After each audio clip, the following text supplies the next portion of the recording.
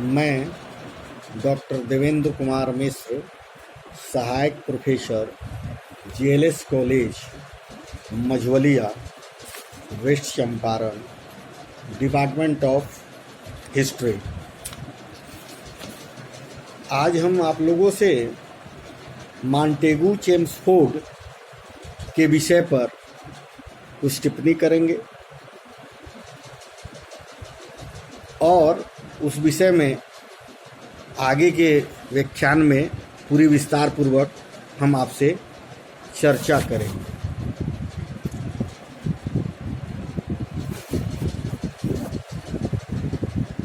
उन्नीस 1917 में मित्र राष्ट्रों की हार पर हार हो रही थी। जो ब्रिटिश सरकार के मित्र राष्ट्र थे उन लोगों की हार हो रही थी। दूसरी ओर भारत में गृह आंदोलन ने जोर पकड़ लिया था। इन सारी बातों को देखते हुए ब्रिटिश सरकार ने भारतीय समस्या की ओर गंभीरतापूर्वक ध्यान दिया। ब्रिटिश मंत्रिमंडल ने इस पर विचार किया और अपने सचिव चैम्बरलेन ने एक प्रारूप तैयार किया। मेसोपोटामिया की घटना के कारण चैम्बरलेन त्यागपत्र दे दिया और उसके स्थान पर मॉन्टेगू भारत का सचिव बना। उसने चैम्बरलेन के प्रारूप प्रस्ताव में कोई बड़ा परिवर्तन नहीं किया। ये इसके पूर्व जो भारत के सचिव थे उसके द्वारा जो नीति निर्धारण की गई थी उसमें मॉन्टेगू ने कोई विशेष सुधार नहीं किया। 20 अगस्त 1917 को उसने लोक सभा में अपनी प्रसिद्ध घोषणा की, जिसे अगस्त घोषणा भी कहते हैं। इस घोषणा में कहा गया कि सम्राट सरकार की नीति, जिससे भारत सरकार पूर्णतः सहमत है, यह है कि भारतीय शासन के प्रत्येक विभाग में भारतीयों का संपर्क उत्तरोत्तर बढ़े। जो विभाग में जो संख्या बल है भारतीयों की उसमें बढ़ोतरी की जाए और उत्तरदायी शासन प्रणाली का धीरे धीरे विकास हो। जो भी काज हो उसमें उसकी उत्तरदायी निश्चित की जाए, जिससे कि अधिकाधिक प्रगति करते हुए स्वशासन प्रणाली भारत में स्थापित हो और ब्रिटिश साम्राज्य के अंग के रूप में ही रहे, स्वतंत्र रूप से नहीं रहे। वो ऐसा एक नियम बनाया कि जो भी अधिकार दिए जाए उसका अंतिम अधिकार ब्रिटिश सरकार के पास ही रहे। उन्होंने यह तय कर लिया कि इस दिशा में जितना शीघ्र हो ठोस रूप से कुछ कदम आगे बढ़ाए जाए। उसने आगे कहा कि इस दिशा में इस नीति को प्रगति क्रमशः ही अर्थात सीढ़ी दर सीढ़ी मतलब थोड़े थोड़े करके होगी। ब्रिटिश सरकार और भारत सरकार इस बात का निर्णय करेगी कब और कैसे कदम उठाए या बढ़ाए जाए। वे उन लोगों के सहयोग को देखकर ही आगे बढ़ने का निश्चय करेंगे जिन्हें कि इस तरह सेवा का नया अवसर मिलेगा। साथ ही यह भी देखा जाएगा कि किस सीमा तक अपने उत्तरदायित्व को ठीक ठाक निभाया है और इसलिए कितना विश्वास आप पर किया जा सकता है। इस घोषणा का जो महत्व था, मॉन्टफोर्ड रिपोर्ट ने इस घोषणा को युगांतकारी कहा गया। यह कहा गया कि इस घोषणा द्वारा एक युग का अंत होता है और एक नए युग का आरंभ होता है। घोषणा के प्रथम भाग में कोई नई बात नहीं कही गई। इसमें केवल उस अधूरी प्रतिज्ञा को ही स्पष्ट शब्दों में रखा गया जो 1833 के चार्टर्ड अधिनियम के अंतर्गत बार बार उद्धृत धारा में की गई थी। घोषणा का दूसरा भाग आश्चर्यजनक रूप से नया था। अभी तक जब जब भारत की वैधानिक उन्नति का प्रश्न उठा था, ब्रिटिश राजनीतिज्ञ ने निश्चित शब्दों में बतलाया कि वे भारत के संसदीय शासन की स्थापना नहीं करना चाहते। 1909 में लॉर्ड मार्ले तथा 1912 में लॉर्ड क्रो के वक्तव्यों से यह स्पष्ट होता है कि लॉर्ड क्रो ने स्पष्ट कहा था कि एक विदेशी जाति पर हम स्वशासन के परीक्षण का प्रयोग नहीं कर सकते, लेकिन अब यही शासन प्रणाली ने, जिसे मॉन्टेगू ने अपनी घोषणा में भारत को देने का वचन दिया था, जिस चीज़ को पहले असफल समझा गया, उसको 1917 में क्रियात्मक और वांछनीय घोषित किया गया। यह उल्लेखनीय है कि घोषणा में केवल उत्तरदायी शासन शब्द का प्रयोग किया गया था। औपनिवेशिक स्वराज या स्वशासन शब्द का कहीं भी प्रयोग नहीं था। फिर घोषणा में यह बात नहीं थी कि किसी दिन भारत औपनिवेशिक स्वराज अवश्य प्राप्त करेगा, लेकिन यह घोषणा सीमाओं और प्रतिबंधों से भरी हुई थी। यहाँ कहा गया था कि भारतीयों के कल्याण और उनकी प्रगति का उत्तरदायित्व ब्रिटिश सरकार पर है। यह साम्राज्य के गोरे लोगों का सार सिद्धांत पर प्रतिपादित था।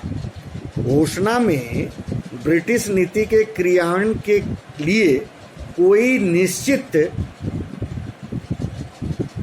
अवधि निर्धारित नहीं की गई थी। प्रत्येक प्रगति का एकमात्र निर्णायक ब्रिटिश सरकार थी। कोई भी बात जो होती थी उसका अंतिम निर्णय ब्रिटिश सरकार ही करती थी।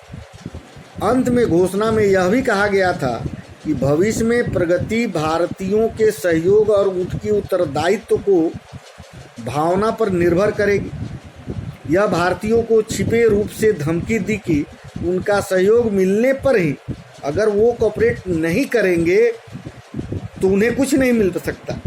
अगर जब तक वो कोऑपरेट करेंगे उसके बाद ही भारत को संवैधानिक प्रगति हो सकती है। यद्यपि यह घोषणा कई दृष्टियों से त्रुटिपूर्ण थी, फिर भी यह एक महान संवैधानिक घोषणा थी। इसमें बहुत सारी खामियां थी। इस घोषणा में किसी भी तरह से भारतीयों को वो अधिकार नहीं था जो उनको मिलना चाहिए था। और बाद में चल के जो मॉन्टेगू चेम्सफोर्ड का रिपोर्ट जो हुआ, उसमें अगस्त घोषणा के 3 महीने के बाद मॉन्टेगू भारत आए। आने से पूर्व ही उन्होंने कहा था कि मेरी भारत यात्रा का तात्पर्य यह है कि हम कुछ करने जा रहे हैं। मैं इंग्लैंड खाली हाथ या कोई साधारण वस्तु को लेकर नहीं लौट सकता। मतलब मैं जब इंग्लैंड लौटूंगा तो कुछ हासिल करके ही लौटूंगा, ऐसी बात उन्होंने कही थी।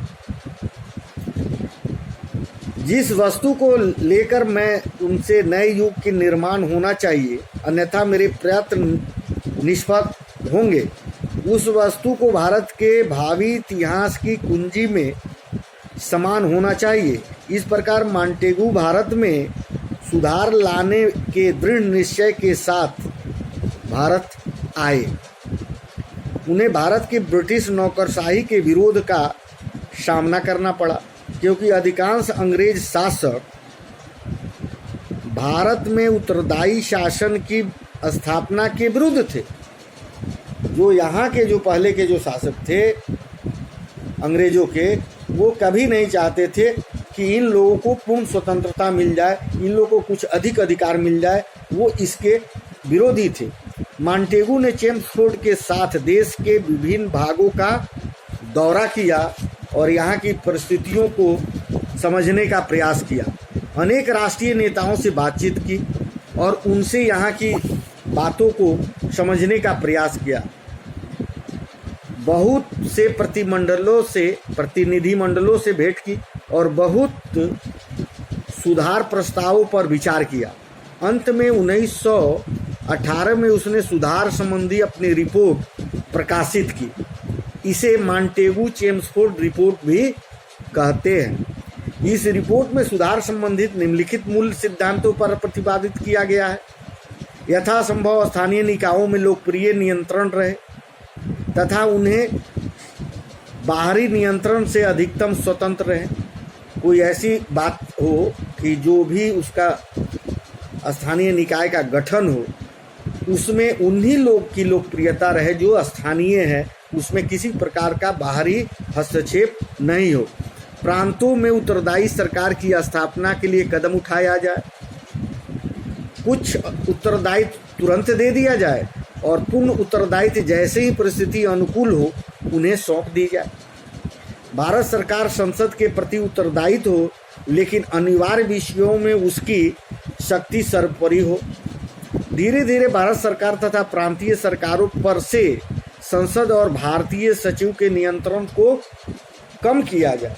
भारतीय सचिव जो है उनके अधिकार क्षेत्र में कटौती की जाए और यहाँ के लोगों को स्थानीय निकायों में अधिक महत्व दिया जाए, ऐसी व्यवस्था उन्होंने की।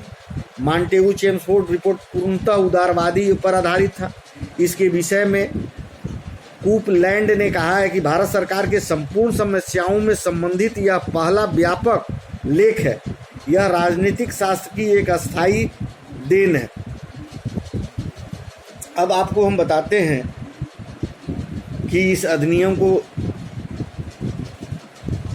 कैसे इनरोलमेंट किया गया, पारित से होना। सुधार योजना को तैयार करने के लिए ब्रिटिश संसद ने अनेक समितियां की स्थापना की। क्या किया? ब्रिटिश सरकार ने कई तरह की समितियों का गठन किया। उनके सुझावों के आधार पर जून 1919 में भारत सरकार विधेयक लोकसभा में प्रस्तुत किया गया।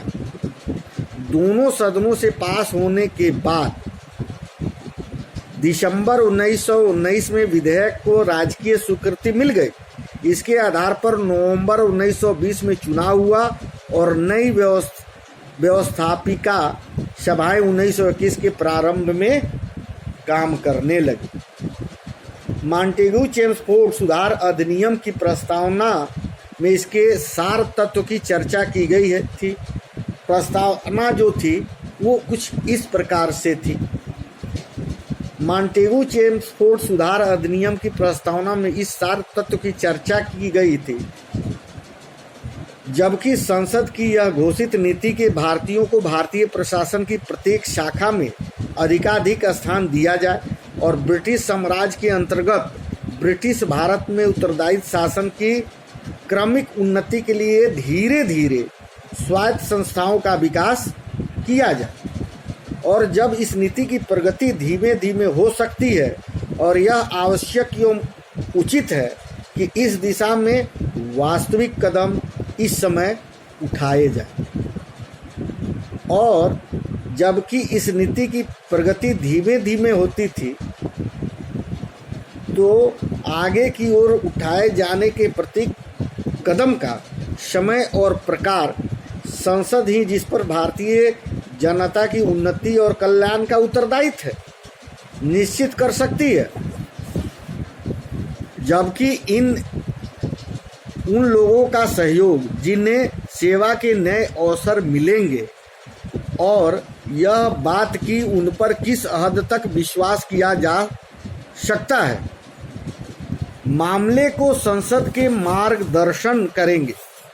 और जबकि प्रांतों में स्वायत्त संस्थाओं के क्रमिक विकास के साथ साथ इन प्रांतों को प्रांतीय विषयों में भारत सरकार के नियंत्रण से इस अंत तक स्वाधीनता देना उचित है जिस अंश तक अपने उत्तरदायित्वों को निभाने में बाधा ना पड़े, यह कानून बनाया जाता है। इस प्रस्तावना से बातें स्पष्ट होती हैं कि भारत ब्रिटिश साम्राज्य का अभिन्न अंग बना रहेगा। ब्रिटिश सरकार का लक्ष्य भारत में उत्तरदायी शासन की स्थापना करना होगा। उत्तरदायी शासन की प्रति केवल बुद्धिपूर्ण विकास द्वारा होगा और उत्तरदायी शासन की प्राप्ति के लिए दो शर्तें आवश्यक होगी। कौन कौन सी शर्तें? प्रशासन की प्रत्येक शाखा में भारतीयों को बुद्धिपूर्ण सहयोग तथा स्वशासन संस्थाओं का क्रमिक विकास। इस प्रस्तावना का बड़ा संवैधानिक महत्व है। यह 1947 ईस्वी तक भारतीय संवैधानिक कानून का आधार बना रहा। इसके लिए निर्धारित उद्देश्य अंततः भारत में ब्रिटिश नीति का लक्ष्य रहा। अब हम अगले व्याख्यान में आप लोगों से अधिनियम की मुख्य विशेषताओं पर चर्चा करेंगे। तब तक के लिए धन्यवाद।